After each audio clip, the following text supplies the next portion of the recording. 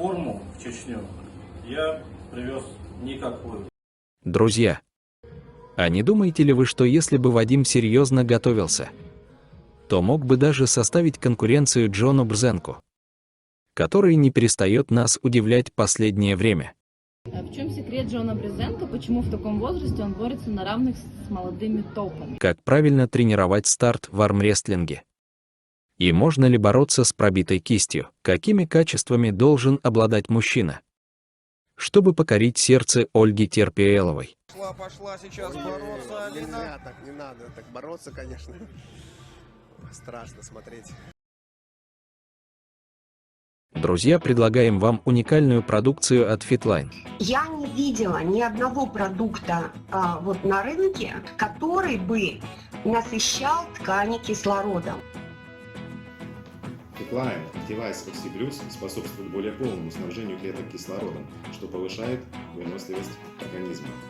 Сергей сам на личном опыте убедился в эффективности данных Для комплексов. понимания, эти витамины в течение нескольких минут доставляются до самой клетки. Высокая биоусвояемость 98,8%.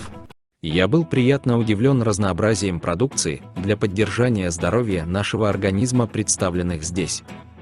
Но лично меня заинтересовал такой препарат, как Геленг Фит, который способствует полному восстановлению и защите наших суставов. Глюкозамин и хондроитин, входящие в состав препарата, служат для восстановления хрящей и суставной жидкости. Содержание витамина С служит для поддержки костной и соединительной ткани. Этот волшебный комплекс содержит натуральный порошок из морских водорослей и аюрведический травяной экстракт. Так что, друзья, если хотите быть молодыми, красивыми и здоровыми, переходите по ссылке в описании данного видео и заказывайте уникальные витаминно-минеральные комплексы из Германии. Отличный продукт, советую всем его попробовать. Всем привет! Отвечу на несколько вопросов касаемо турнира в Чечне. Что могу сказать? Форму в Чечню я привез никакую. Как всегда, все армрестлеры это говорят, но у меня так и получилось. Я очень сильно устал от бесконечных переносов, отмен соревнований, поэтому армрестлинг я уже оставил. И только в последний момент я решил реально поехать в Чечню, потому что это очень удобная локация. Мне ехать туда можно на машине без проблем, не нужно открывать визы и так далее. Ну и проверить себя, так как я застоялся, давно не выступал. В целом я очень доволен своим выступлением. Я безумно доволен организацией соревнований. Не было никаких ни задержек, ни пауз. Очень хорошо прошло взвешивание. Никаких не было непонятных нюансов, чтобы кто-то ждал. Сам турнир прошел безумно круто. У меня с той формой, какую я туда привез, я сразу всем сказал. Моя надежда была на хорошую жеребьевку. И что ребята могут забиться между собой. Так и получилось. У меня очень удачная жеребьевка, у меня свободный круг. Я ни с кем не рубился, не цеплялся. У меня прошли поединки, где я выиграл уверенно, и прошли поединки, где я Богослову Исагову проиграл уверенно. Так что в целом я доволен. Я стал третьим, это то, к чему я чего я хотел, к чему я стремился. То есть я туда ехал занять третье или четвертое место. И четвертым местом был бы я очень доволен. Сейчас уже, естественно, я начал готовиться. Обещаю турнир на август. Я туда привезу уже хорошую форму, если все хорошо пойдет. Друзья, напишите в комментариях, сможет ли Вадим, по вашему мнению, при хорошей подготовке составить конкуренцию великому Джону? И почему Брзенк до сих пор, вопреки своему возрасту, продолжает бороться на равных с молодыми топами? В чем секрет Джона Брезенко? Почему в таком возрасте он борется на равных с молодыми топами? Джон Брезенко. Возможно, один из факторов – это большой опыт, возможно, такой настолько огромный опыт, которого нету, наверное, ни у одного армрестлера в мире. Во-вторых, это, я так подозреваю, что трудолюбие. потому что, чтобы оставаться на высоком уровне много лет, тем более в таком возрасте, держаться на первых позициях, конечно же, мы все понимаем, что это нужно очень много тренироваться, развиваться, придумывать что-то новенькое. Всем добрый день, меня зовут Терпилова Ольга, я являюсь мастером спорта международного класса по армрестлингу, и сегодня специально для канала Armstrong я отвечу на несколько вопросов для своих подписчиков. И первый вопрос звучит: просят ли меня побороться в компании, когда узнают, что я профессиональная спортсменка? Соглашаюсь ли я на это и приходилось ли мне бороться с мужчинами?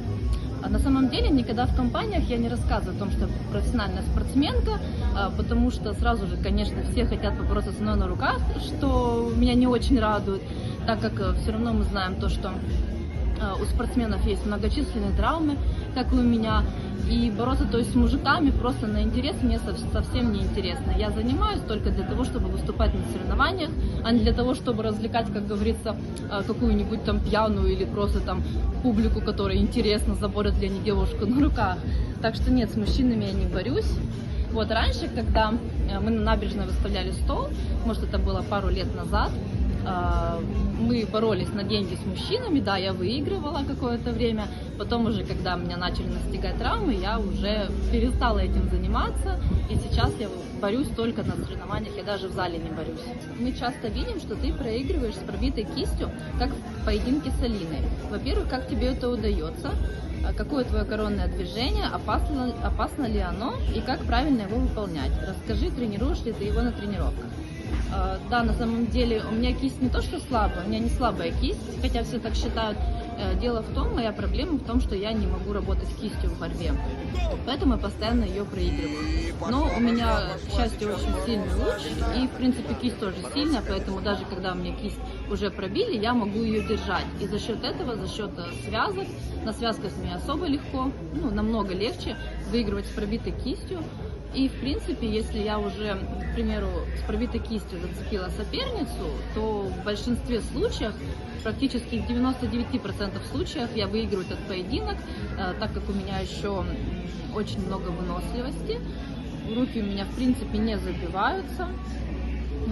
Опасно ли это движение? Если, конечно, для новичков, то, возможно, да, оно опасно, но, к счастью, я уже много лет в спорте, и то есть, если будет какая-то угроза, я это сразу почувствую и отдам руку лучше, чем травмироваться.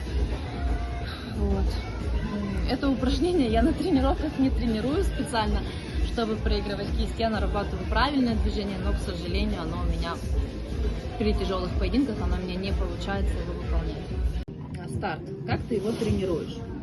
Старт я тренирую двумя способами. Многие, конечно же, говорят, что старт натренировать невозможно, но у меня совершенно другое мнение. Когда я вела секцию армрестлинга, детей у меня занималось очень много, и все у меня были стартовики. То есть я выставляю спортсмена за стол, и учу его работать импульс под команду Ready Go.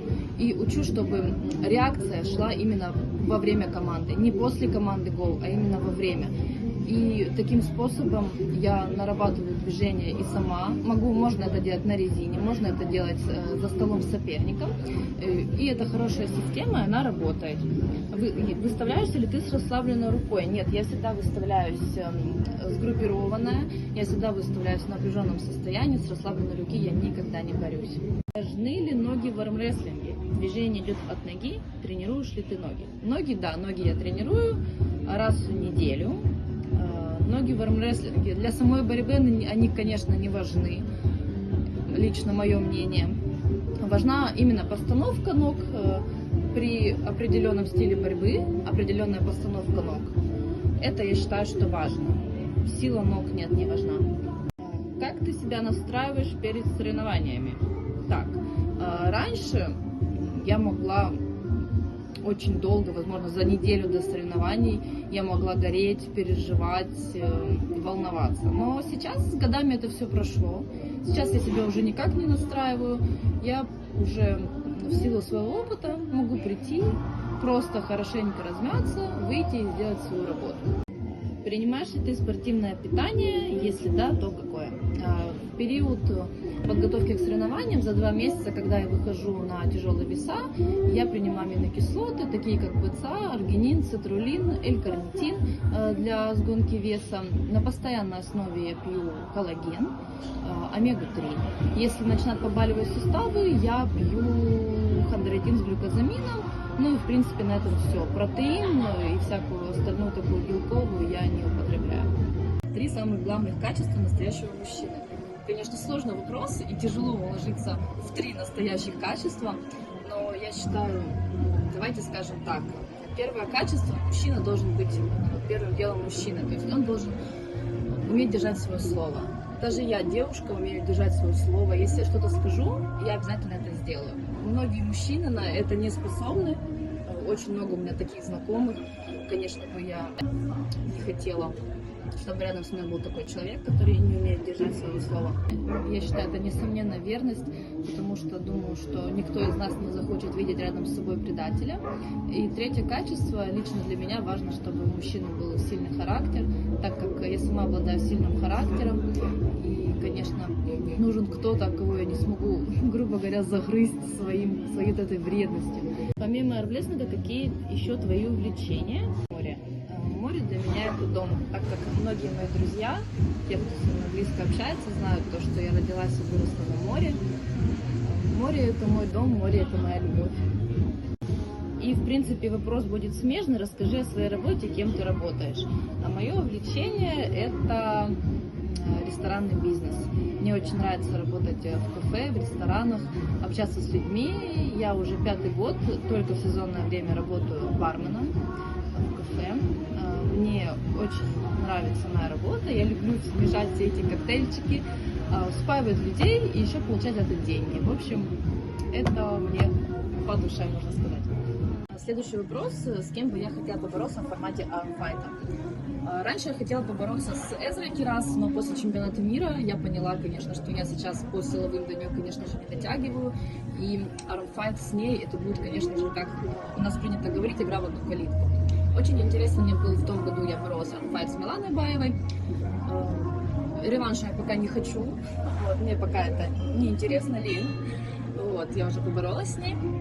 Не знаю, кто мне еще может подойти по силам, так чтобы было хорошо и зрелищно. Возможно, это Алина Волкова, но мы с ней постоянно боремся на чемпионате России. У нас постоянно там финал, полуфинал, у нас постоянно там свои армфайты, поэтому я уже устала с ней бороться. Честно, постоянно очень много.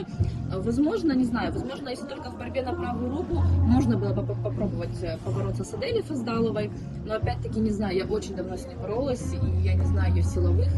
Поэтому сложно сказать. На армфайт нужно подбирать соперника примерно равного по силам.